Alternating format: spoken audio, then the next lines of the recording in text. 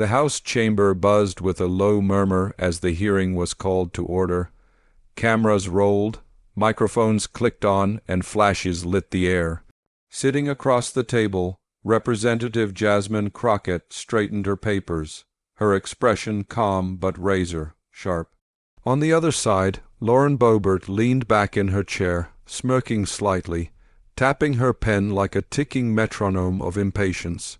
Crockett began slowly, her voice clear and measured. "Crockett, Madam Chair, before I begin, I'd like to remind my colleague that this is not a performance stage. This is a hearing to uncover facts, not to rehearse campaign slogans." A few murmurs rose from the chamber. Boebert smiled tightly, leaning into her mic. "Boebert, and I'd like to remind the gentlewoman from Texas that facts are exactly what I deal in. What I don't deal in are distractions and made-up scandals meant to score TV moments." Crockett: "Oh, I think we're going to have more than enough facts today. And if the facts embarrass you, Ms. Boebert, that's not a distraction, that's accountability." A rustle of papers. Cameras zoomed in. The atmosphere thickened. Crockett laid out a series of documents before her. "Crockett, these, ladies and gentlemen, are verified communications showing coordination between certain lobbying groups and members of this very body, and I want to make sure the American people understand how deep this coordination goes. Now, Ms. Boebert, you've repeatedly denied any involvement with these groups. Is that correct?" Boebert folded her arms. "Boebert, absolutely correct. I don't take cues from lobbyists. I listen to my constituents. Unlike some people in this room who seem to have more loyalty to political donors than the folks who actually vote for them." Crockett's eyebrow lifted slightly. "Crockett, that's interesting because I have here." She tapped the paper, "a fundraising email sent from your campaign account the same day one of those lobbyists met privately with your staff. Now, I'm not saying coincidence doesn't exist, but it sure seems convenient, doesn't it?" Boebert shot back instantly. "Boebert, what's convenient is your selective memory, Congresswoman. You know, it's funny how you Democrats can talk all day about accountability, but you never seem to look in the mirror. Maybe you should ask about your own party's donors before you start throwing paper at me." Crockett: "Oh, I'd be happy to discuss donors, Ms. Boebert, but you're the one under oath today."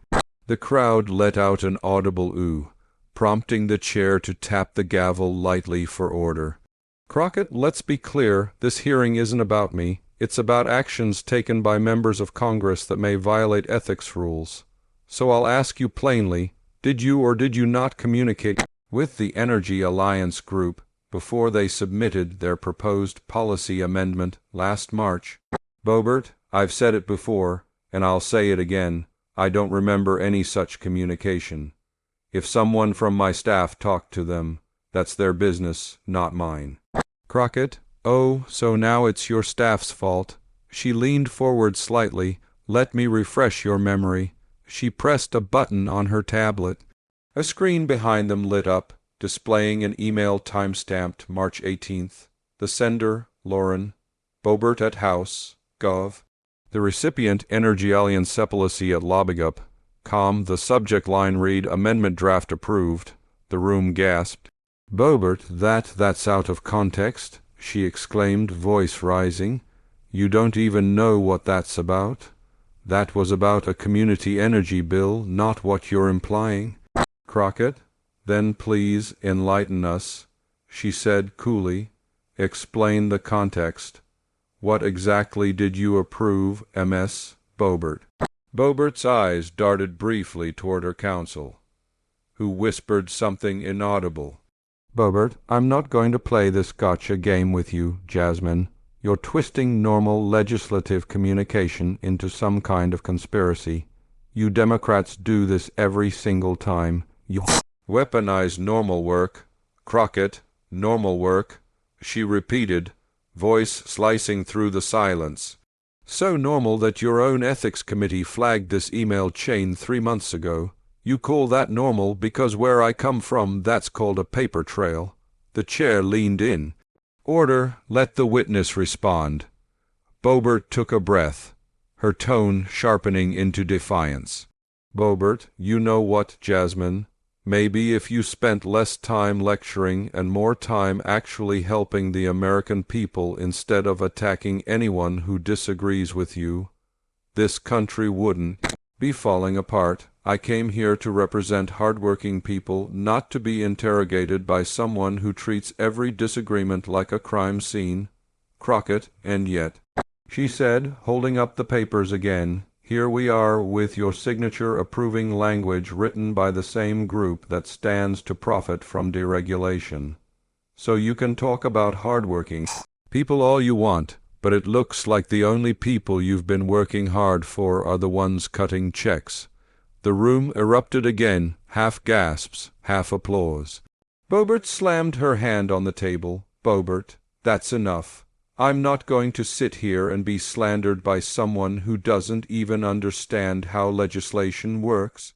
Crockett, oh, I understand it well enough to see when it's being manipulated. Crockett replied evenly. And what's really interesting is that every time the heat turns up, you start shouting instead of answering. Boebert, I'm not shouting, I'm defending myself from baseless attacks. Crockett, then defend with facts, not volume. The silence afterward was deafening.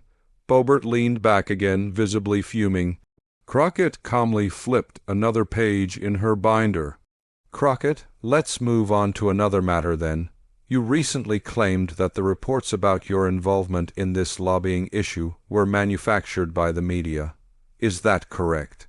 Boebert, absolutely. The media loves to twist every story involving conservatives. You of all people should know how dishonest headlines can be. Crockett, I do, which is why I stick to documented evidence.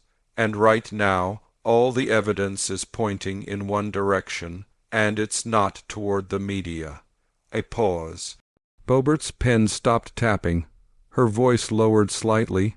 Boebert, you think you can embarrass me into silence, but it's not going to work. My voters know me. They know I fight for them. You can throw all the papers you want. I'm not ashamed of representing people who feel ignored by your side. Crockett, you keep saying representing people, but when your decisions align perfectly with corporate profits, not community needs, it raises questions, and the people deserve those questions answered. Boebert, you don't speak for my district, Jasmine. You don't even understand it. Crockett, I understand integrity, and that's universal. The chair signaled a 5-minute recess. But as members stood, the tension didn't lift. Boebert shot a glare across the table. Crockett didn't flinch. As the microphones dimmed and aides shuffled papers, a reporter whispered, "Did you see that email? She's cornered." Another replied quietly, "Boebert won't sit through another round like that." When the gavel struck again, both women were back in their seats, but the room had changed. Everyone could feel it. Crockett's quiet confidence was now center stage, and Boebert's defiance had turned into a defensive wall. The chair spoke. "Representative Crockett, you may proceed when ready." Crockett adjusted her mic, her gaze steady. Crockett, thank you, Madam Chair. I think it's time we show the next piece of evidence, the one that connects the approval email to the subsequent financial contributions. And I promise this one will be even clearer. The crowd leaned forward. Boebert tensed. Crockett, because this time, MS Boebert, it's your own campaign finance record doing the talking. The gavel struck again, and the chamber fell into a tense silence. The chair leaned forward slightly, eyes flicking between both congresswomen. "Representative Crockett," she said, "you may continue your questioning." Crockett nodded once, composed. "Thank you, Madam Chair." She tapped the tablet before her, and another document appeared on the large digital display behind her. A campaign finance report, crisp and unmistakable, bearing the seal of the Federal Election Commission. Crockett, for the record, this is an official FEC filing. The entry you see highlighted shows a contribution of $25,000 from the Energy Alliance Political Action Committee, dated 4 days after Representative Boebert approved the amendment we just discussed. Now, Ms. Boebert, I'll ask simply, is this your campaign report? Boebert, it appears to be yes, but campaign donations happen every single day, Congresswoman. You're cherry picking like the media does. There's nothing illegal about accepting donations from American businesses, Crockett. That's true, donations aren't illegal. Timing, however, can tell a different story. Crockett's words lingered in the air like a storm cloud. Crockett, 4 days after a favorable amendment is approved, $25,000. You call that coincidence? Boebert, absolutely, because you're insinuating that correlation equals causation. You don't have proof of wrongdoing, you just have a timeline that you're trying to make look suspicious. Crockett leaned forward. Crockett, Ms. Boebert, when timelines match perfectly, we don't call that suspicion, we call that evidence worth examining. The American people deserve to know whether legislation is being sold in backrooms or built in committee rooms. The audience murmured, and the chair called for order. Boebert, this is the problem with your so-called investigations. You take paperwork, twist it, and act like you've found corruption. Meanwhile, your own colleagues have accepted 10 times that amount from tech companies, and I don't see you grilling them like this. Crockett, you want me to name names, because I'll name names if that's what it takes. I hold everyone to the same standard, Republican or Democrat.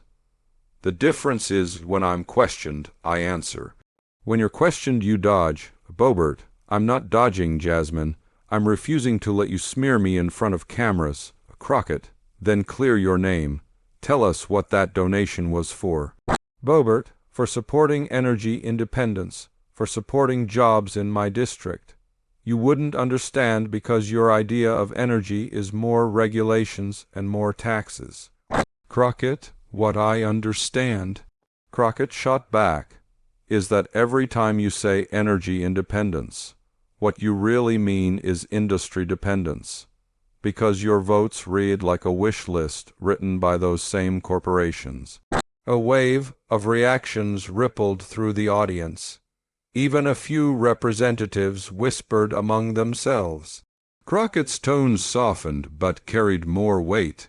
Crockett, let me remind you, Ms. Boebert, the people watching this hearing aren't blind.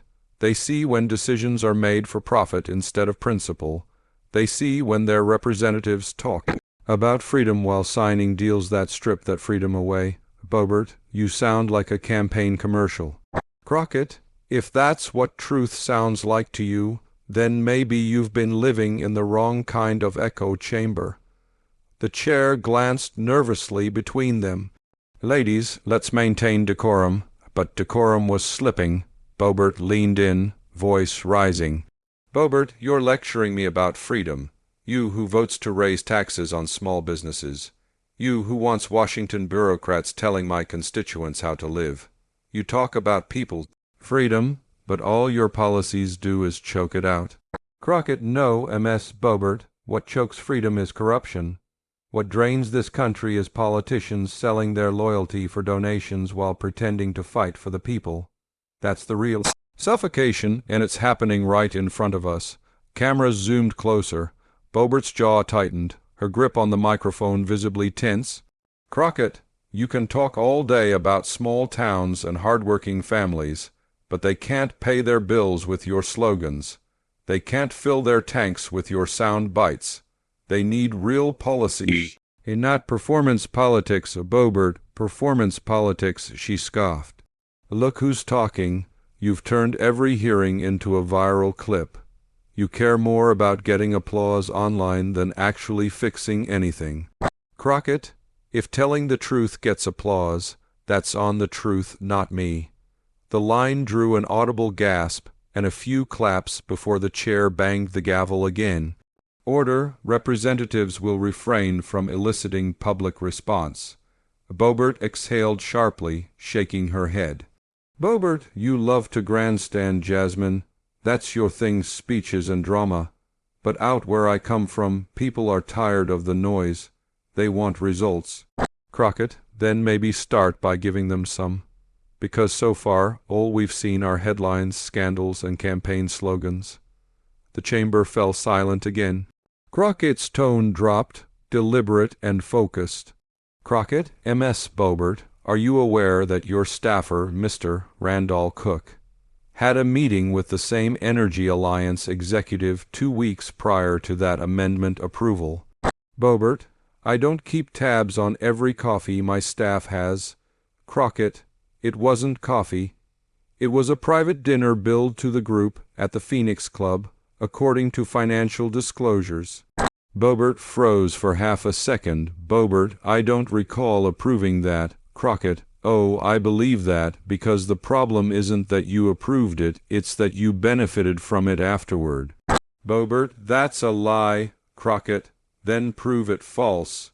Release your internal communication logs. Boebert, that's not how this works. You can't just demand private communication like some authoritarian. Crockett, you're a public official under inquiry, M.S. Boebert. Transparency isn't authoritarianism, it's your duty. The crowd noise swelled again. The chair hammered for order, voice echoing. Members will compose themselves. But the moment had already shifted. Crockett sat still, expression unreadable, while Boebert's defiance faltered under the weight of the unfolding evidence. Crockett, see, M.S. Boebert, the thing about truth, it doesn't need shouting to be heard. It just needs daylight, and that's what today is about, daylight. Boebert, you think you're clever, don't you? You think you've got this big gotcha moment for social media. Crockett, no, M.S. Boebert. I think the public deserves to see what accountability looks like when it's real. Crockett turned another page. Crockett, this next exhibit is a memo written by your legislative director 2 days before the Energy Alliance meeting. In it, they wrote, and I quote, Representative Boebert is inclined to support the amendment pending final confirmation from group leadership. Boebert's face flushed red. Boebert, I have no idea what that's referring to. That's hearsay. Crockett, it's not hearsay when it's written by your own office. Would you like me to read the rest? Boebert, you're twisting. Crockett, no, I'm quoting. Boebert's voice broke slightly. You're weaponizing my team against me. Crockett, no, I'm letting your team's words speak for themselves. The truth doesn't need a weapon. It just needs to be read aloud. There was nothing left to say. Boebert's lips tightened. She sat back, arms crossed, refusing to meet Crockett's gaze. Crockett looked to the chair. Crockett, Madam Chair, given the evidence presented, the timeline of donations, the verified communications, and the internal memo, I move that this committee request an official ethics review into Representative Boebert's actions. The chamber broke into chaotic murmurs. Reporters typed frantically. Boebert leaned to her counsel, whispering heatedly. The chair's gavel struck twice.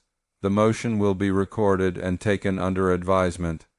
Crockett gathered her documents calmly, never once glancing away from Boebert. Crockett, thank you, Madam Chair. I think the people watching at home can already see the pattern for themselves. Boebert slammed her notebook shut. Boebert, you can play detective all you want, Jasmine, but you and your theatrics don't scare me. Crockett, then why does your voice keep shaking? Boebert froze, blinking hard, then pushed back from her seat.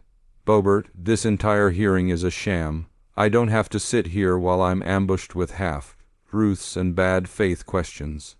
Crockett, you do have to sit here until accountability is done.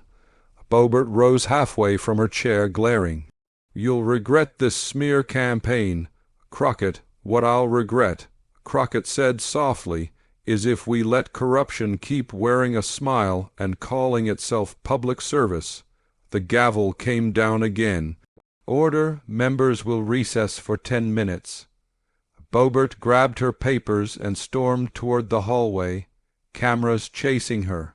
Crockett remained seated, calm and still, eyes forward. The scene faded as the crowd buzzed.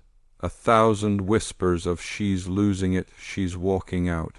And outside the chamber, under the blinding hallway lights, Lauren Boebert's frustration was caught on every camera in the building. The hearing room sat in stunned silence. For a long moment, no one moved.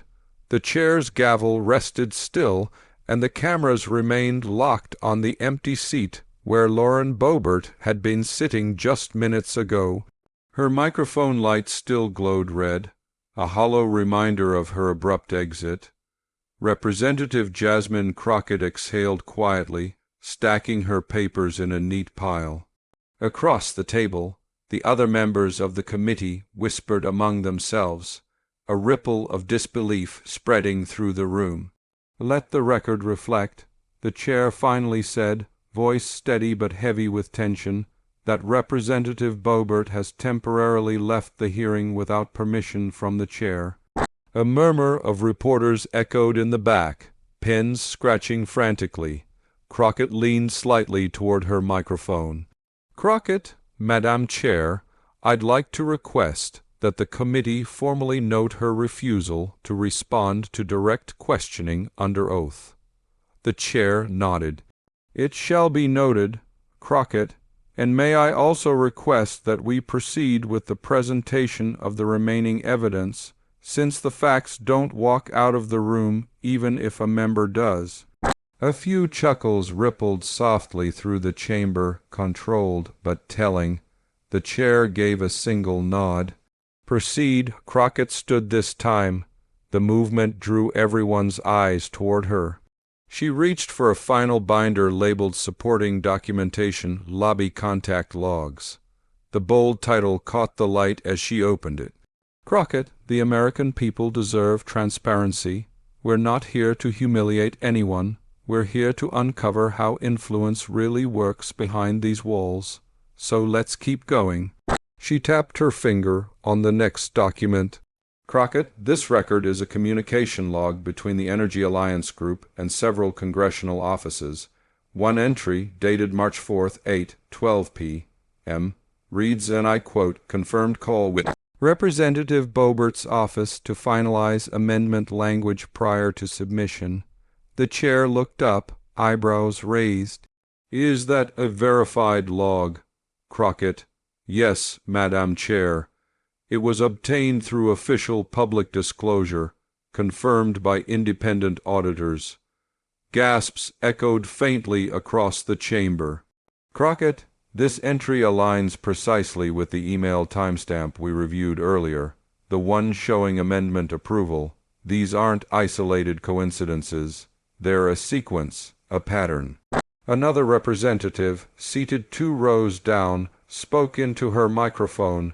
"So you're saying the amendment didn't just benefit the donors, it was essentially written for them?" "Crockett, that's exactly what I'm saying.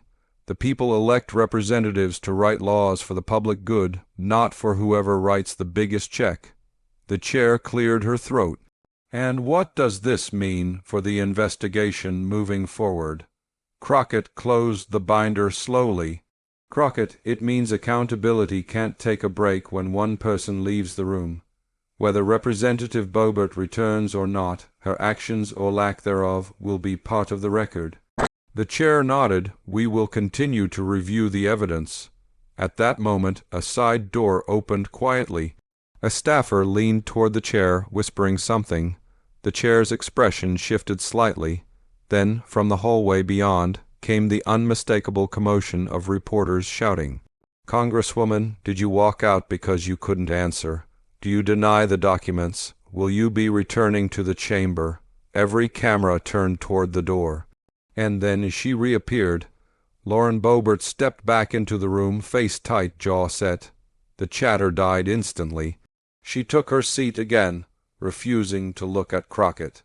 "Boebert, Madam Chair, I stepped out because I refused to be part of a circus. But I am back, and I will defend myself against these coordinated lies." Crockett didn't flinch. "Crockett, good, because the truth doesn't mind repetition." Boebert, don't patronize me, Jasmine. You think this makes you some kind of hero. You're just playing prosecutor to boost your political profile.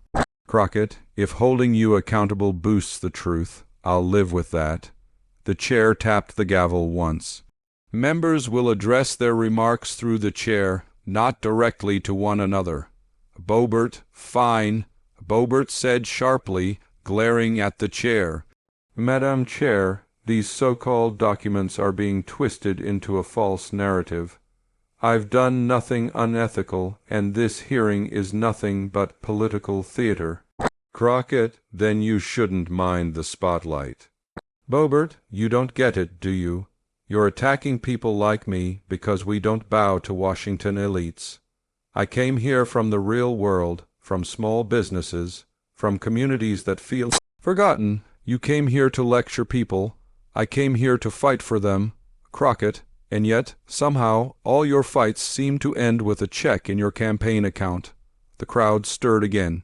The chair banged the gavel, voice echoing, "Order, order." Crockett continued calmly, her tone cutting through the noise. Crockett, M.S. Boebert, this isn't about who came from where. It's about what you did when you got here. You claim to represent ordinary Americans, but your votes and donations tell another story. One where corporations write policy and the people pick up the bill. Boebert, you twist words like a lawyer. Crockett, I read them like a legislator. That line hung in the air. Even the chair paused before speaking again. Chair, Representative Boebert, the committee requests that you address the specific evidence presented, not the character of your colleague. Boebert inhaled deeply, tapping her pen. Boebert, fine, I'll say this once. I never took orders from any lobbyist. The Energy Alliance PAC or any other group didn't influence my vote. I support domestic energy because it's vital to our economy. End of story. Crockett, then explain why your amendment language mirrors their policy draft word for word. Boebert, I'm not going to sit here while you accuse me of plagiarism like we're in some college classroom. Crockett, you don't have to sit, you just have to answer. The tension broke into a wave of murmurs. Boebert's hand trembled slightly as she reached for her water bottle. Crockett stayed poised, steady as stone. Boebert, you're trying to paint me as corrupt because it plays well on social media. You know it, I know it. Crockett, what plays well, M.S. Boebert, is honesty, and that's what's missing from your testimony. The chair spoke again, tone firmer now. Representative Boebert, if you are unwilling to answer directly, this committee may have to consider a subpoena for full disclosure of your communications related to this matter. The word subpoena cut through the air like thunder. Boebert's eyes widened. You're threatening me now. Crockett, no, M.S. Boebert, we're reminding you that your seat doesn't make you immune from accountability. Boebert, this is disgusting. You're weaponizing procedure against your opponents. It's all politics. Crockett, then why do the facts keep lining up against you? The chamber broke into uneasy murmurs again. Reporters' flashes lit up the air. Boebert rose again, voice shaking with anger. Boebert, I will not sit here and be railroaded by a biased committee. You can twist timelines, you can flash documents, but the truth will come out, and you'll regret this witch hunt. Crockett, the truth already came out, M.S. Boebert. You just didn't like the way it sounded. For a moment no one spoke. The cameras caught every detail, Boebert's glare, Crockett's composure, the silent tension crackling in the air. The chair finally said, "This committee will recess for review. Further questioning will resume after deliberation." The gavel struck. Bang, bang, bang. Boebert turned sharply, gathering her notes again, and this time she didn't just walk, she stormed. Reporters followed her out, shouting questions. Crockett stayed seated once more, watching the exit quietly. A younger congressman leaned toward her and whispered, "She's done. That second walkout, it's over." Crockett didn't answer. She simply looked forward and said, almost to herself, "Crockett, when people show you who they are, believe them." And as the camera zoomed out, the scene faded, the empty chair, the scattered documents, the echo of accountability still hanging heavy in the chamber. The hearing room filled once more after a short recess. The crowd's energy had changed quieter, heavier. Boebert's seat remained empty for several long minutes before the chair gave a subtle nod to the clerk. "Let the record reflect," she said clearly, "that Representative Lauren Boebert has not returned following the committee's second recess. Proceedings will continue in her absence." Every journalist in the gallery scribbled the same headline: "Boebert walks out again." Jasmine Crockett sat still, hands folded, expression unreadable. Around her, murmurs grew louder, aides whispering, reporters huddling, cameras focusing on her face. The chair continued, "Representative Crockett, as the lead questioner, you may proceed with your closing statement." Crockett stood slowly. Her movement commanded silence. She didn't need to raise her voice. The authority in her tone did it for her. "Crockett, thank you, Madam Chair. Today, what we witnessed wasn't just a disagreement between colleagues. It was a test of accountability and a reminder of who this chamber is supposed to serve." She paused, letting the quiet stretch before continuing. "Crockett, when elected officials sit in these seats, they hold more than power, they hold trust. Trust from millions of people who believe their representatives will fight for them, not profit from them. But when that trust is broken, when evidence points to influence and deflection replaces answers, we owe it to the public to shine a light."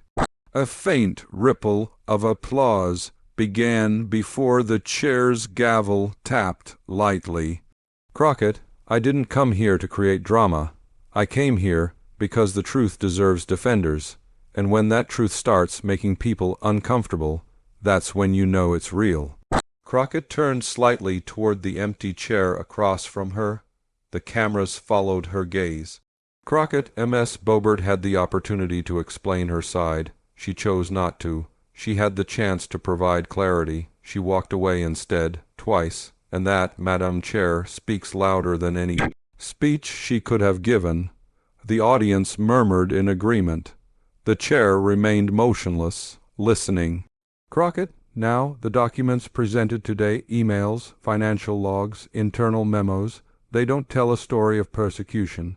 They tell a story of patterns that we've seen far too often in this body, where influence, rights, legislation, and voters are left wondering why their lives don't change."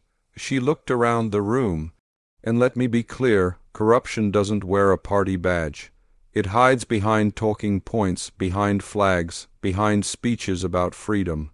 It looks like patriotism on the surface and self-interest underneath." The crowd fell utterly silent again.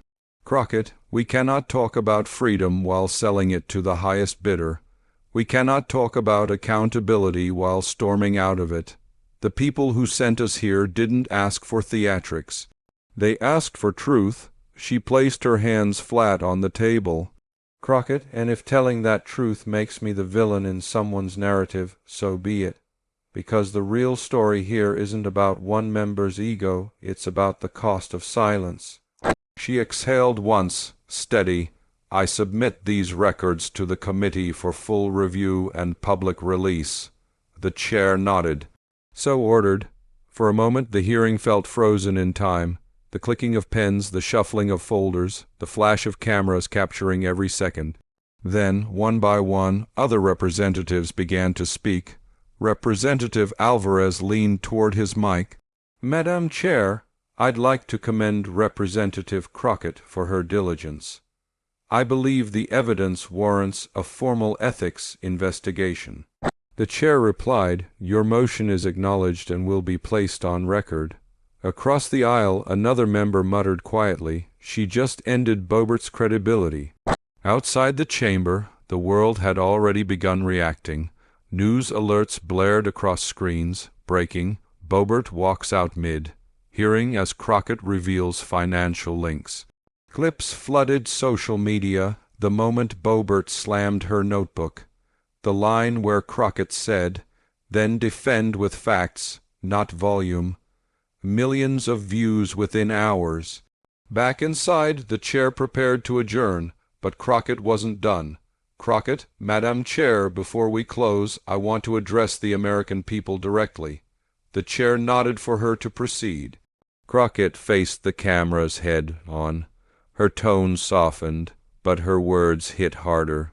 "Crockett, politics isn't supposed to be comfortable. It's supposed to be honest, and honesty, real honesty, sometimes burns. It exposes, it challenges, and it forces us to look at what we'd rather ignore, but it's the only way forward." She held up the stack of documents. "Crockett, these papers aren't just evidence. They're a mirror showing how far this system can drift from the people it's meant to serve, but I believe we can still fix it. We can still be better if we stop running from the truth." She lowered the papers, voice firm. "Crockett, because when a leader walks out on accountability, they're not just leaving the room, they're walking out on the people who trusted them." There was nothing left to say. The chair struck the gavel once more. "This hearing is adjourned pending ethics review." Cameras flashed wildly as aides gathered papers. Some shook Crockett's hand quietly, others just nodded in acknowledgement. The chair offered her a rare smile, brief but meaningful. Outside, the hallway buzzed like a storm. Reporters swarmed as Crockett stepped through the doors. Questions flew like arrows. "Do you believe Representative Boebert will face charges? Did you anticipate she'd walk out again? What message do you want Americans to take from this hearing?" Crockett stopped for a moment before the podium, the lights almost blinding. "Crockett, I don't know what happens next. That's for the committee to decide. But I do know this: integrity shouldn't depend on which party you belong to. It should depend on whether you can tell the truth when it matters most. Today was about that truth." A pause. Cameras clicked nonstop. "Crockett, you can walk out of a room," she said quietly, "but you can't walk away from the facts." And with that, she turned and walked down the marble hallway, leaving behind a room that had just witnessed the kind of confrontation that would echo for weeks. Cable networks replayed the exchange on loop. Pundits debated the meaning of her words. Commentators called it Crockett's defining moment. Clips went viral. "Then defend with facts, not volume. The truth doesn't walk out of the room. You can't walk away from the facts." Each line became a trending quote. Meanwhile, Boebert released a short statement online. "Today's hearing was a partisan ambush. I will not be intimidated by political stunts." But by then, the public had already decided who looked stronger. A primetime anchor summarized it best. When one lawmaker left the room, another filled it with the truth. The following week, the House Ethics Committee announced a preliminary inquiry into the matter. The official report would take months, but for now, the verdict of public opinion was clear. Jasmine Crockett's calm precision had met Lauren Boebert's fury, and only one of them left with her credibility intact. As Crockett said in her final interview that evening, "Accountability isn't about who wins the argument. It's about who stands when the truth hits the floor." And that was the moment that sealed the clip's place in history, the viral debate that began with a question and ended with a walkout heard across the nation.